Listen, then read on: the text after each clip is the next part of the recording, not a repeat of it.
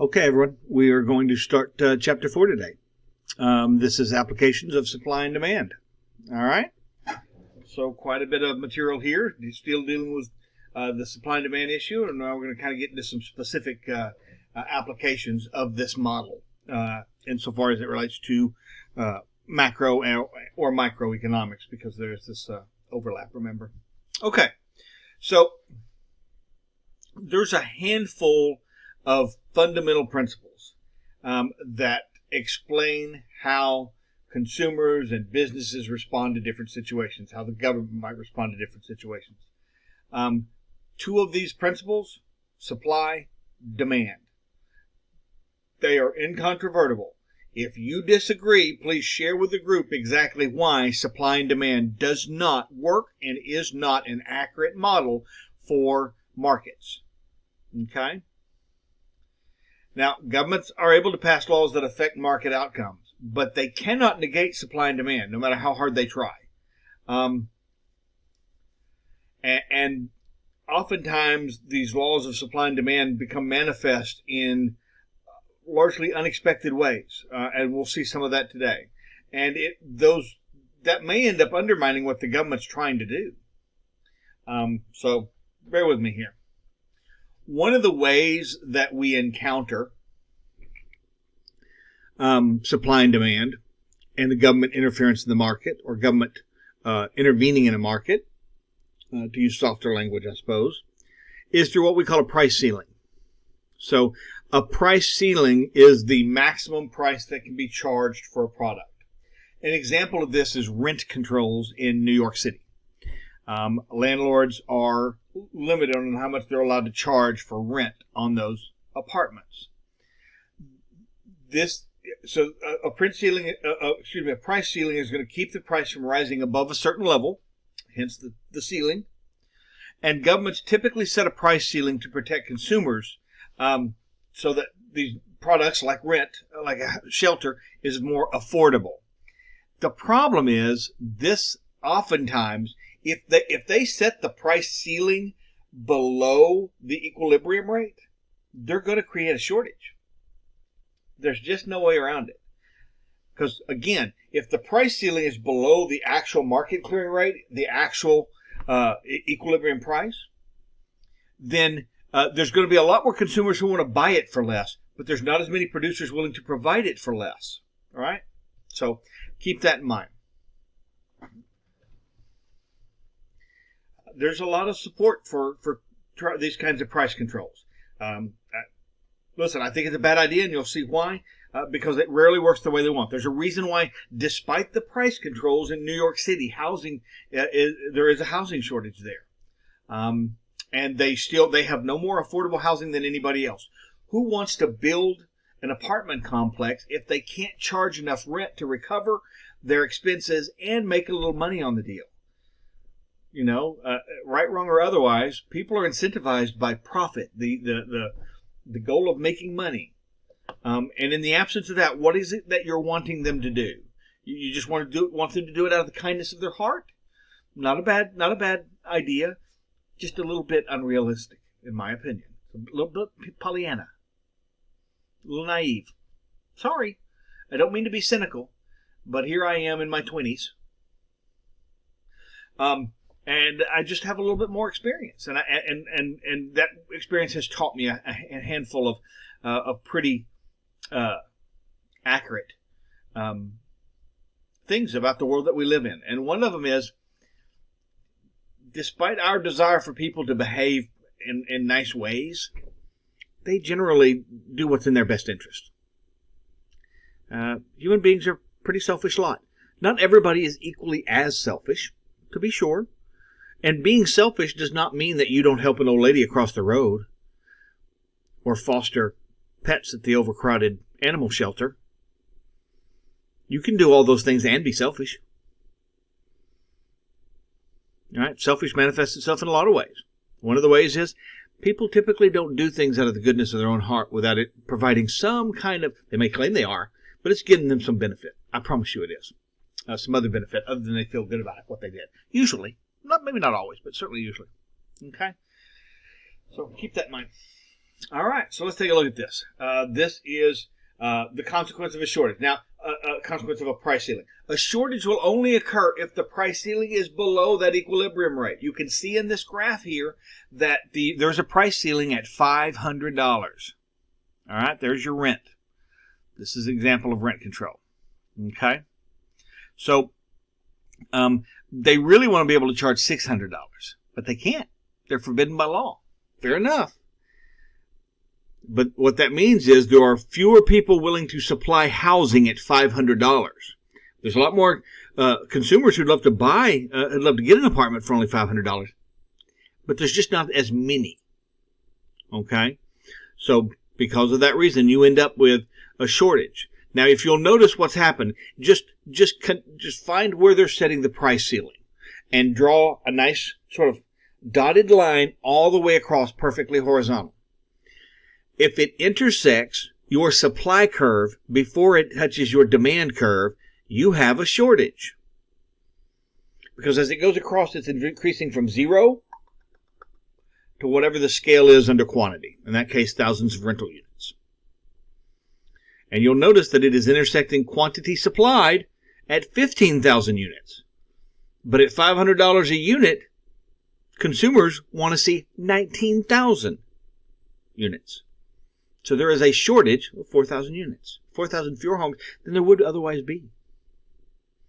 Right? Why is there less? Why are some of these homes going to be of lower quality? Well, because in order to get their investment, get some kind of return on their investment for making these houses available and having to do so at a cheaper discounted rate, they're going to have to cut costs somewhere else. And oftentimes that's going to be in maintenance, upkeep, that kind of thing. So they're not going to be as good apartments either. And you find that to be the case when you go to New York. All right. It's generally less efficient. We call this loss of efficiency deadweight loss. We'll get into that more in here in a little bit. But it's a poor allocation of resources. It's not an efficient use of our resources. Because again, the market is telling you it should be 600. Whether you agree with that or not is irrelevant. Now, if you want to tell me why supply is not accurate, why demand is not accurate, go right ahead.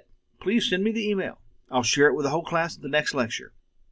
I don't think you will. I don't think there is. I don't think you can overcome the simple realities of supply and demand. Okay? But tell me why I'm wrong. I'm open to that possibility. Here's an example of a price floor. A price floor is a minimum price for a product. Right? So price floors support a price by preventing it from falling below a certain level. The obvious example, minimum wage. Labor is a little bit weird. We're going to talk more about this in a little bit, but setting up supply and demand is a little stranger. You have to tweak your thinking just a tad. Let me tell you why. Typically, in the average supply and demand for most markets, consumers are demanding and producers are supplying. I'm demanding a house, producers are going to build a house. That kind of thing. In the labor market, those roles are reversed. Supply still means the supply of labor, but who's providing that supply? The consumers are. The people who are looking for jobs that have money to go buy stuff. Who's demanding the labor? The producers are. It's just a little different, but we'll get there. All right. But the minimum wage is a good example of a price floor. You're not allowed to charge for labor, to pay labor any less than this amount. And I'm not opposed to minimum wage necessarily. I don't, if we got rid of minimum wage, would the unemployment rate go down? Probably. But having a bunch of people working at $3 an hour isn't that much better than having some not working and others working for $8 an hour or whatever it is, right? So I'm not emotionally attached necessarily to either. I'm not a big fan of raising it, though. I'll tell you that right now. I'm not a fan of raising it. We'll get into that at some point. All right. So the idea behind a minimum wage is this idea that someone working full-time should be able to afford a basic standard of living. Fair enough. I've heard it said many times. Businesses can't afford to pay people a livable wage, whatever that is, a livable wage, and they shouldn't be in business. Well, can't the same argument be applied to you folks, to the labor force? If you can't earn a livable wage, you have no business working. Why isn't it also true for you? You don't bear any responsibility for earning enough money to provide for your basic upkeep. Other people are somehow required to make it possible for you to do the bare minimum. Let me make a controversial statement. And you, again, feel free to, at all times, anytime, to email me. You're under no obligation to accept anything I say, remember. You're challenged at all. Please, I want you to. I really do. Not because I'm looking to play gotcha, because I like the conversations. And I like people who come up with novel reasons to justify a position that I have been, at some point, opposed to. Because sometimes it makes me rethink my position. Right? So if I'm wrong about this, you let me know. I'm going to say something that's controversial and a little mean-spirited, to be frank. People earning minimum wage should hate life. Working for minimum wage should be a soul-crushing experience. Why on earth would I say such a thing? Pretty ugly, pretty mean, isn't it? Why would I say that? For the record, I don't literally mean that, okay? So settle down.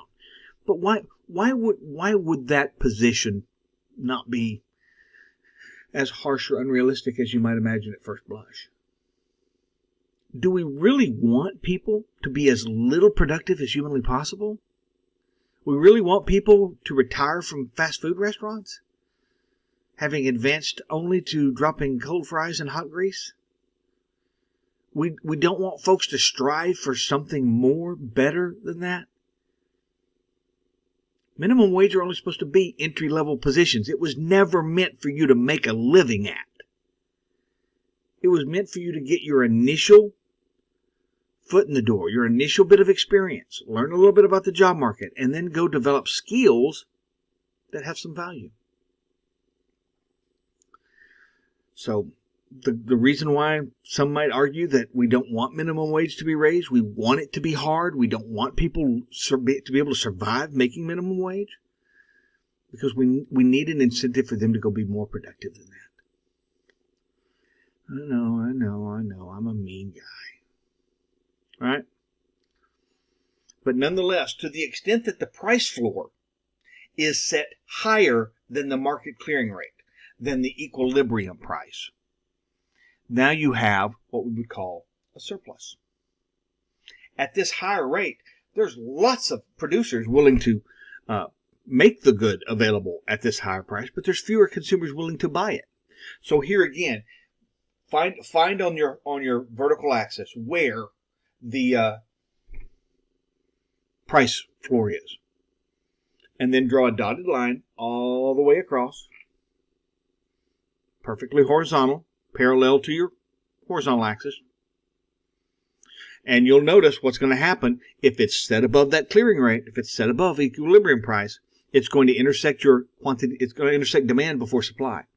And that means that the quantity supplied now is greater than quantity demanded. You have a surplus. Lots of producers would love to sell it for this higher price. There's just not as many consumers willing to buy it at that higher price. Okay? And in the case of labor, there's lots of folks who are willing to work for this higher sum of money, but there's fewer producers willing to make as many jobs available at that higher rate. Sorry. And by the way, this applies to college degrees and everything else. If you increase the supply of college graduates on the labor market, you're just bringing the value of that college degree down. Supply and demand, folks. I mean, it's not because we're mean or cruel or nasty or we don't like people. It's not about systemic racism or male patriarchy, toxic masculinity, or none of that. I'm not saying those things don't exist. Don't misunderstand me. I'm just saying that's not what's impacting this. This is basic supply and demand. Tell me why I'm wrong. Tell me why I'm wrong. I'm anxious to hear from you. All right? So we call price floors and ceilings together as price controls, right? And price controls are government laws that regulate price instead of letting market forces determine the price. Nixon, a Republican president, experimented with this in the early 70s, and it was catastrophic. Didn't work well at all. All right? So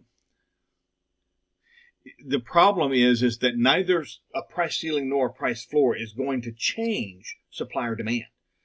Supply is going to stay the same. Demand is going to be the same. All you've changed is where they're at on the supply and demand schedule. That's it. You just all these government price controls do is limit what can be legally charged in the market. That's it. All right. So let's look at another example. Water after Katrina, and we don't have to stay with Katrina. We can talk about what was the hurricane here in Texas in the Gulf just a couple years ago. It was pretty bad. All right. So you tell me. I'm going to get a piece of paper, and I'm going to draw something here, okay? And you tell me why I'm wrong. Okay? So this is water. Supply, demand, quantity,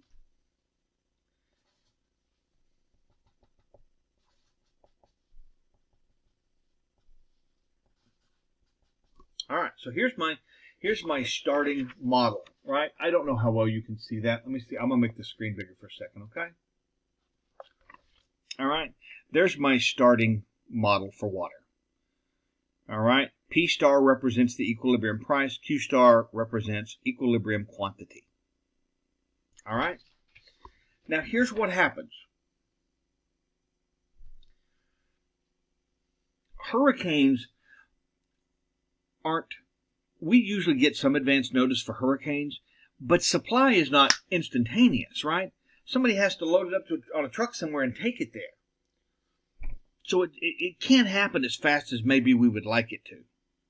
So even though we get advance notice of a hurricane, we do not necessarily have the ability to immediately meet all the new demand. So when that's happening, one of the things cities will do when a hurricane's coming is they're going to turn off water and power. Why? Because they want to prevent more damage done to the infrastructure. Right? That's the goal. So if you're trying to wait out a hurricane in your house, you may be doing so without water and without electricity. That being the case, where do you get your water? Suddenly, demand for water spikes. It's much higher.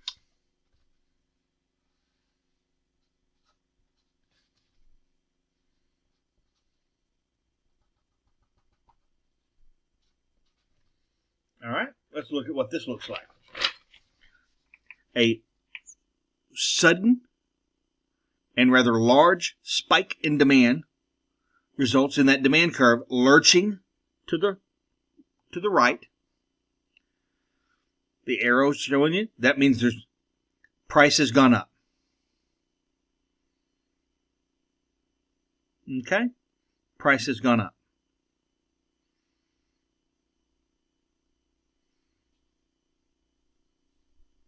All right. You tell me how that stops. All this talk about price gouging, I'm going to tell you, I think it's largely a myth. But even Texas, we have laws against price gouging. Stores cannot jack up their prices. So all you've done is created shortages. So, if you don't, because now you've just reduced the whole market to first come, first serve at the current rate. They're going to run out because demand is much higher than it was, and they don't have the supply to meet that yet. And trucks can't get in there because they're all flooded soon enough. I think government ought to just have a stockpile of water. You want to fund the FEMA, the Federal Emergency Management Agency.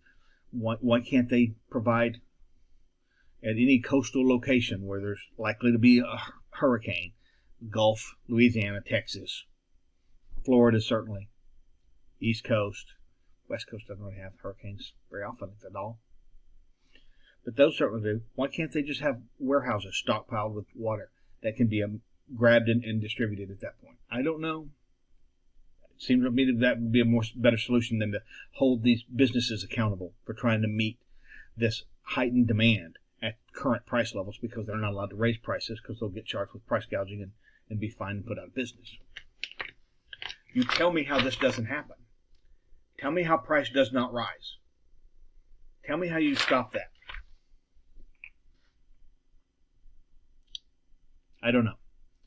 But it seems fairly obvious that that's what's going to happen. That's what's going to happen. All right? So you take a look at this. And you can do it the other way, too. You can also say supply is going to suddenly fall because they're all going to go grab water up. Supply, you're going to have a sudden supply shock.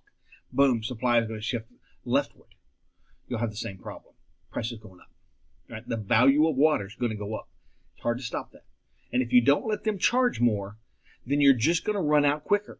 You've basically elevated, you're basically suggesting that first come, first served is somehow morally superior to people who've been productive their whole life and have enough money to afford it at the higher price.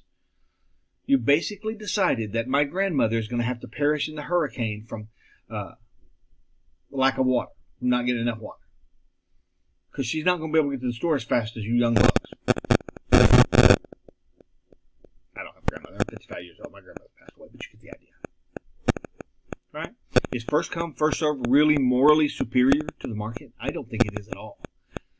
All you've done is you've decided that it's based on age now and vitality.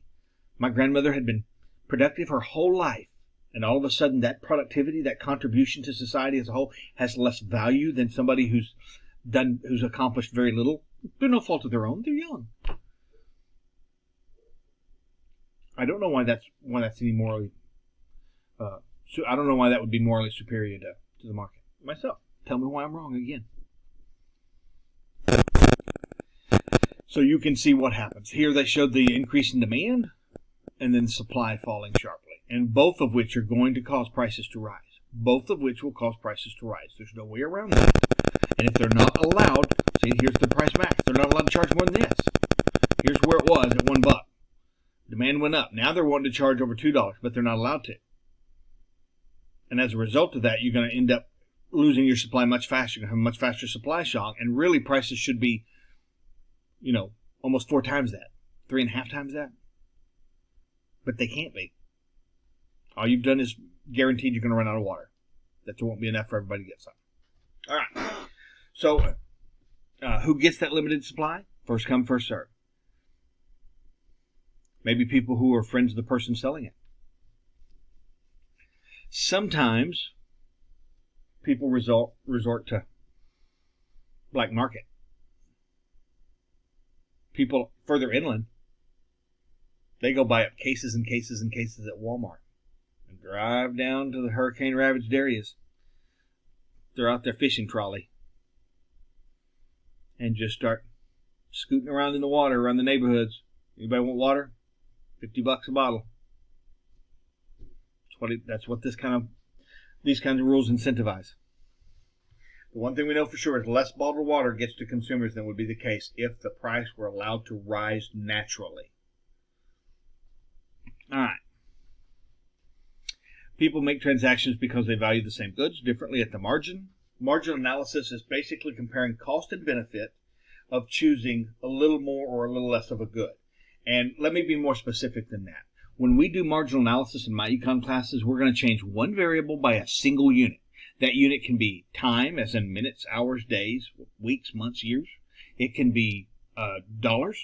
It can be production units, right? It can be resources, an acre, right, for growing crops. We do 1 acre at a time, but you're going to change that variable a single unit, and then you can determine what is the effect on the other variables of that single unit change. That is marginal analysis. For our purposes, marginal is basically meaning a single unit change in a variable. And then we can measure the effect of that single unit. All right. Law of diminishing marginal utility. All right. The fact of the matter is that second slice of pizza is usually not quite as satisfying as that first slice. And the third slice, less satisfying still. Right? So as you consume more of a good or a service, the utility, the satisfaction you get from it, utility is just econ speak for satisfaction. The satisfaction we get from consuming additional units tends to become smaller. The return you get from hiring one more worker, while total productivity will increase, marginal productivity will start coming down. You will reach the point of diminishing marginal returns.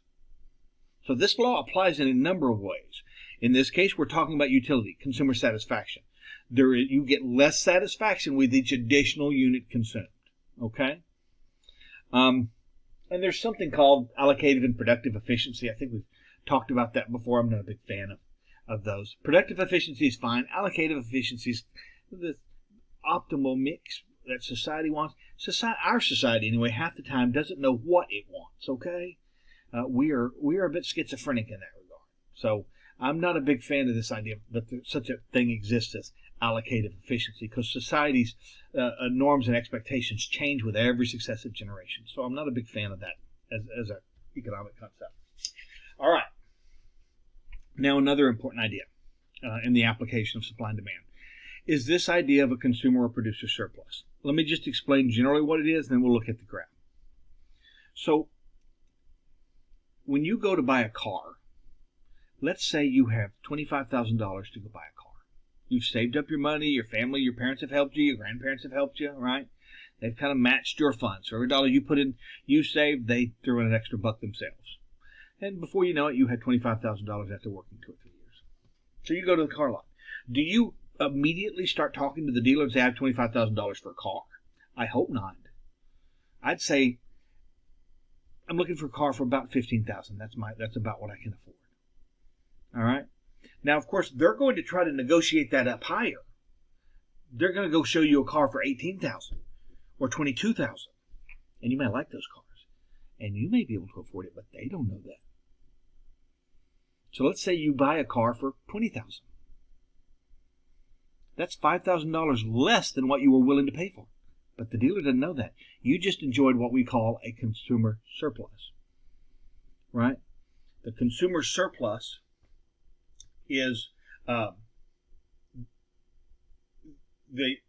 it's the difference in what you actually pay for a good or service versus the cost of what you are willing to pay for it. If you're willing to pay more for it, then your consumer surplus is positive. Usually, you don't have negative consumer surplus because you don't buy stuff for more than you're willing to pay for it, or you wouldn't have bought it.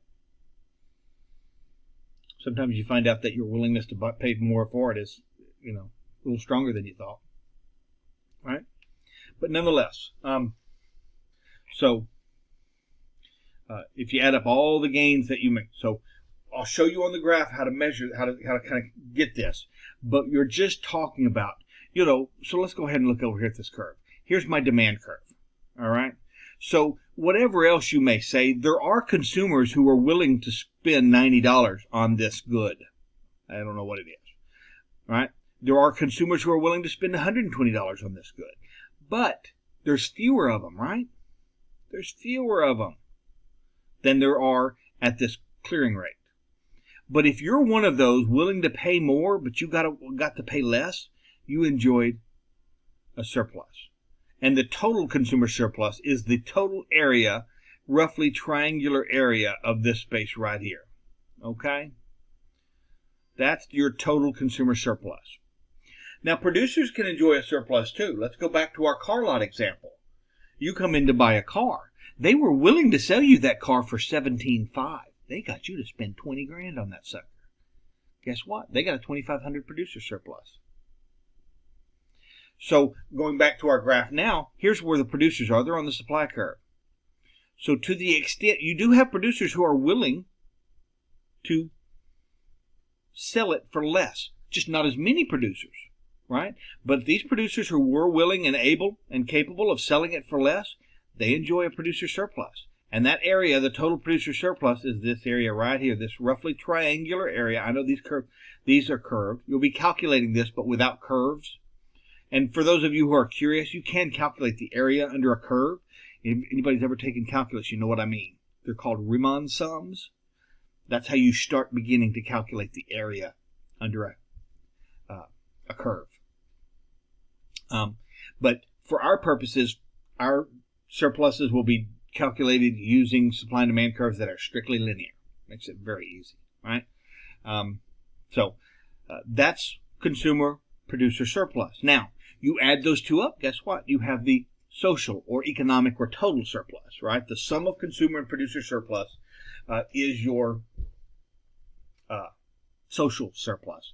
Sometimes you'll hear that as economic surplus or total surplus. I usually just call it total surplus. Right? So the market is efficient for both consumers and producers at that equilibrium price. But sometimes you're willing and able to spend more money on it. You've got a producer surplus, or a consumer surplus. You are willing and able to sell it for even less than what you got for it. So you enjoy a producer surplus. If the government establishes that price ceiling, or a shortage will result if they don't set it at the right price, if the price ceiling is below the market clearing rate, you're going to shrink that producer surplus, and that's going to result in inefficiency that we again call deadweight loss. Formally, that's the loss in social surplus that occurs when a market produces an inefficient quantity. All right? So if governments implement a price floor and there is a surplus in the market, then the consumer surplus shrinks. Inefficiency produces, yet again, deadweight loss. Deadweight loss occurs on either side. It's not just one or the other, producer or consumer. It's both. Either side. It does not matter what if you have a short surplus or a shortage, you have deadweight loss. Period. And it can also be calculated. Smaller triangle typically, but it can be calculated. All right. So for example, if they set a floor here at 15 and you come here, well, here's your loss in consumer surplus. Right. Here's your total deadweight loss right there, that little triangle there. See what I'm saying? So you can calculate that. We're not going to calculate deadweight loss. We are, however, going to calculate social surplus. Okay? So here's what I need you to remember. You'll need to write this down. They should have put it on the slides. I think I will put it on the slides right now, maybe. But nonetheless, here's what you need. Because, and most of you remember this from geometry, right? You need this right here. Area equals 1/2 of base times height. That is the area of a triangle. All right? So that's the first thing you have to do is define your base and height. So if I want to calculate consumer surplus, I'm going to use this nice convenient right triangle right here. Okay? Doesn't matter which one I call my base or my height. This can be my base, right? And this is going from 0 to 3. So my base is 3. And it's going from 10 to 25. My height is 15. 15 times 3 is 45. Half of that is 22.5. Something like that. So that's what I'm getting for that. All right. I can also calculate the area of my producer surplus triangle. Right. It's the same 3, but now my base is only 5. Half of 15 is 7.5. Right. So 7.5 and 22.5. It looks like these are that the total social surplus is 30. That's what I'm getting on that one. If you don't see how I did that, then just sit down and do the math yourself. It's 1/2 the base times the height. So in this case, I'll draw the triangles for you, right? So my consumer surplus I said we were going to use this as my base, and my height is 15 from 10 to 25. And then this is consumer surplus. Over here I'm going to do producer. Right? And this triangle is a little on the narrow side, a little thinner. Right? But again, I should have, that's okay. I didn't draw this well, but you get the idea. I should have drawn that flatter, not thinner. I should have drawn this flatter, not thinner. But those are the two triangles, right? That light's kind of glaring off of there. Do you get that? Okay. And so I do 1/2 base times height. The base is that bottom. The height is obviously this one. Half of 15. Half of 3. I don't have an even number, so to me it makes more sense to go ahead and do 15 times 3. Since it's multiplication, doesn't matter what order you multiply them in. Right? So 15 times 3 is 45. Half of that, 22 and a half. 5 times 3 is 15. Half of that is 7 and a half. So I've got 22 and a half, 7 and a half. That's the same as 22 and 8, or 30. Same as 23 and 7, 30. Or 22 and 7 is 29. I got 2 halves left over. Makes it 30. However you want to think of it. Does that make sense? I hope so. Because you're going to have to calculate one of these. All right. So, don't need that anymore. Let me go ahead and, just in case you didn't see it, I'm going to write, I'm going to try to, a text box. Where is my text box? Right there. Equals 1/2. Right.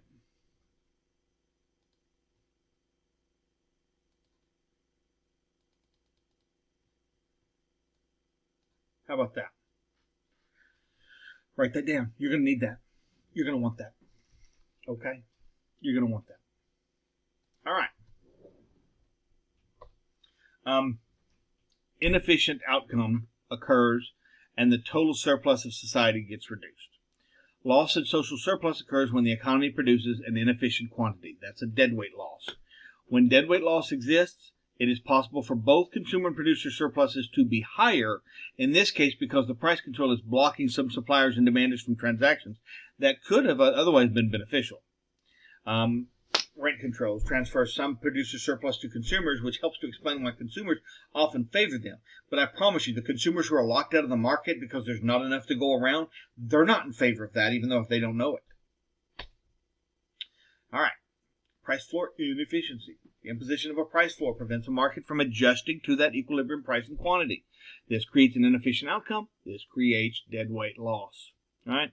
Only to the extent that the price floor is above the market clearing rate. If it's below it, it's fine, because I can still go down far enough to get to that equilibrium level.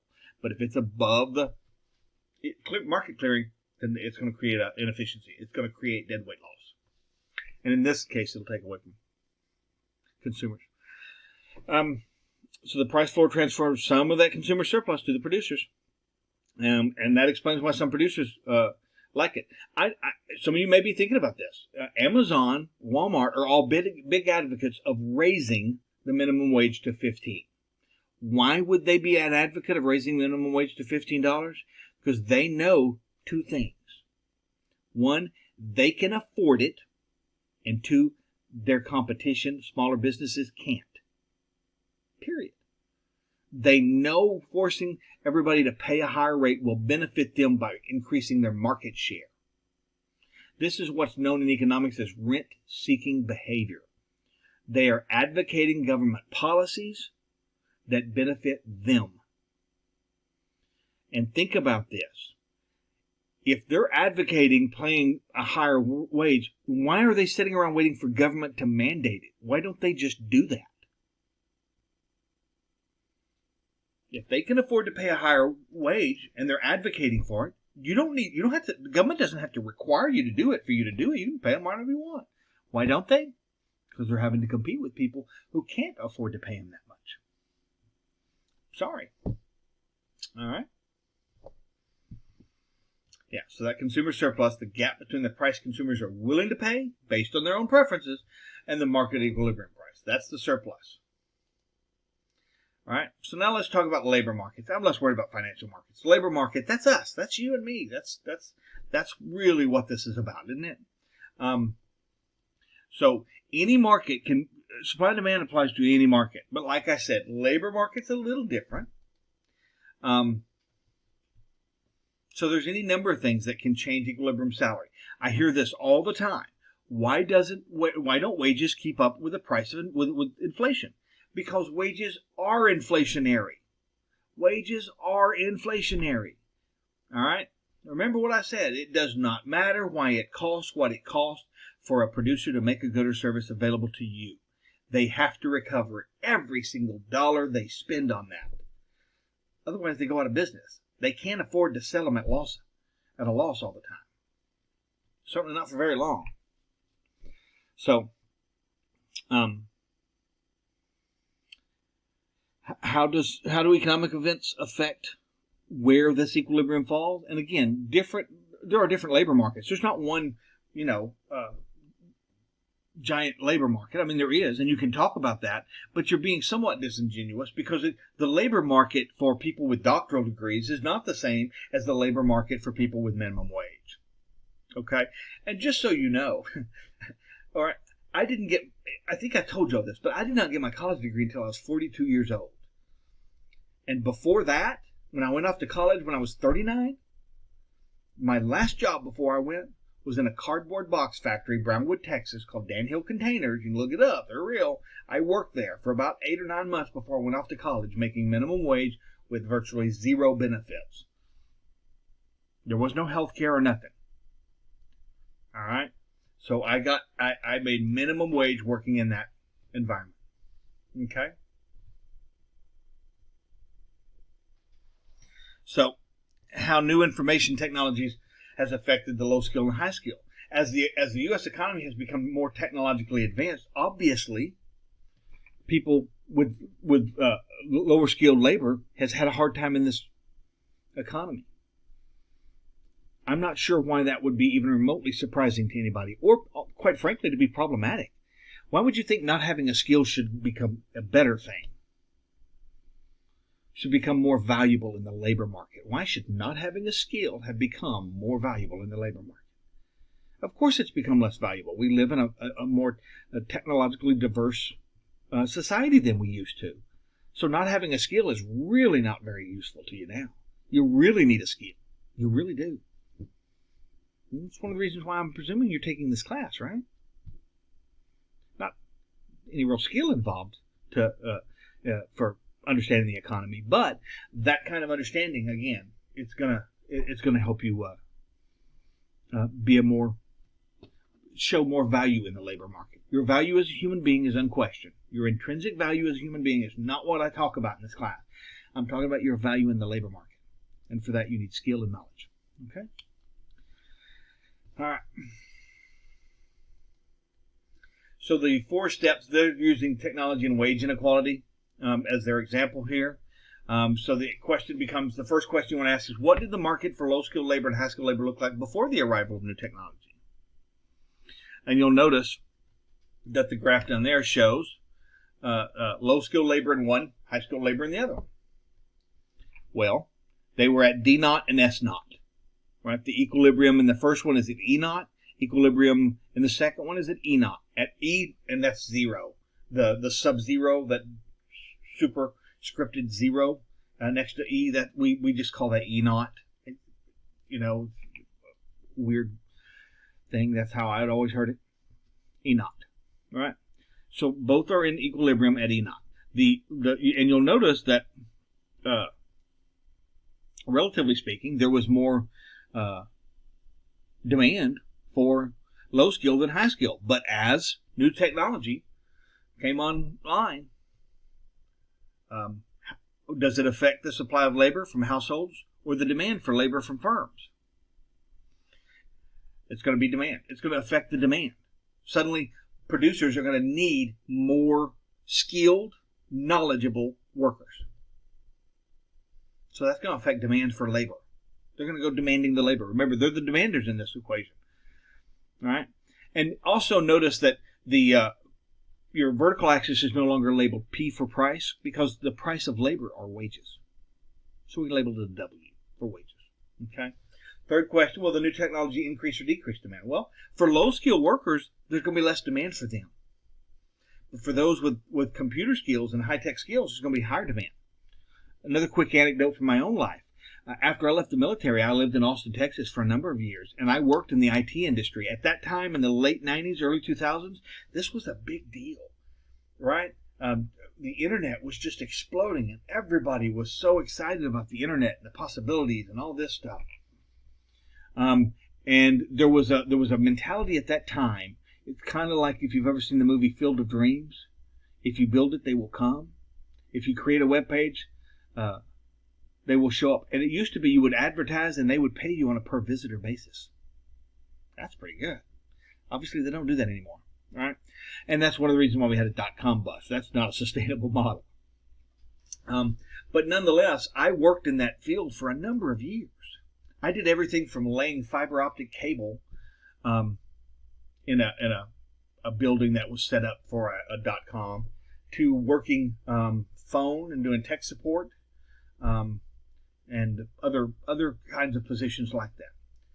The problem is, as the .com bust happened, it became more and more difficult to. Early on, it was very hard for them to find qualified applicants. That's how I found. My computer experience dates back to the early '80s. You won't know what this is, but I had a Commodore VIC-20. That was my computer, and I updated that to a Commodore 128. You can look those up online. Right, that was my computer. That computer is so old it predates the floppy disk. We used cassette tapes. Okay, that's how old that was. Shut up. So, I I had computer experience. So when I got out of the Army, went to Austin, all of a sudden they needed people like me. So I had no problem finding a job. None. Then things got tighter with the .com bust, and they changed how everything worked. All of a sudden, they no longer wanted undegreed computer professionals. They needed you to have a degree. And I didn't have one. There was something kind of new at that time called computer science. They wanted me to have a computer science degree. I didn't have one. So I literally, one of my last jobs in the field was training the new college grad to take my job. That was crappy.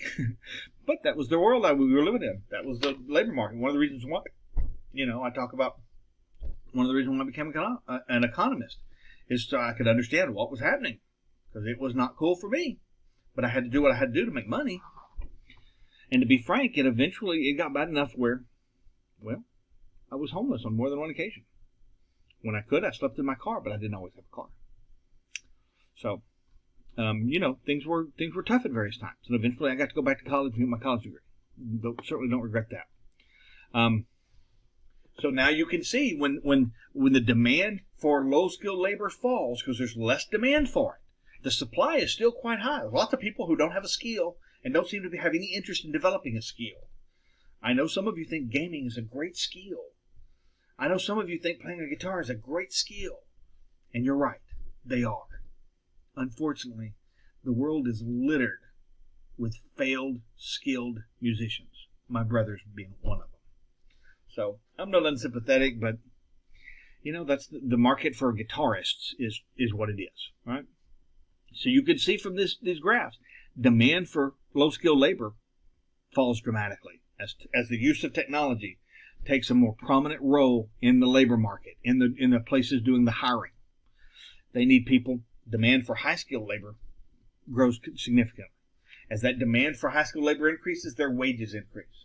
As the demand for low-skilled labor decreases, there's downward pressure on their wages. Now it's hard to you pay minimum wage, but that's a hard thing to do. All right. Now they want to talk about financial markets. I'll let you read this if you're interested. I'm not asking you any questions about this. It's not that it's not important or not significant, but it is a little bit outside of scope of an introductory economics class. Not dealing with financial markets too much, okay? All right. That leaves us with, there's the four-step process for looking at financial markets. That leaves us with the quick review that's available to you. You can look at those on the slides anytime you want. Other than that, folks, that ends our discussion of Chapter 4, Applications of Supply and Demand. Thanks for your patience and understanding. Hope I haven't upset anybody. Please feel free to email me. Challenge everything you hear. Part of my goal as your instructor is to be provocative, not to make you mad. I'm not trying to provoke you physically or verbally. I'm trying to provoke you into thinking about stuff, because it can be tough. And sometimes that gets uncomfortable, and some people can get a little resentful about that. So feel free to share with me. If you don't want me to know you have a problem with something I'm saying or doing, feel free to create a fake Yahoo account. YouSuck@yahoo.com is fine with me, and you can tell me all the different ways I suck. I have no problem with that. What I don't want you to do is harbor these resentments throughout the semester, because it will not produce your best work. All right? I can't fix what I don't know is broken. I may not be able to fix it at all, but I certainly can't fix what I don't know is not working. So you let me know if you have a problem, issue, gripe, concern, anything at all like that. Okay? I'll see you again on Chapter 5. Thanks, everybody.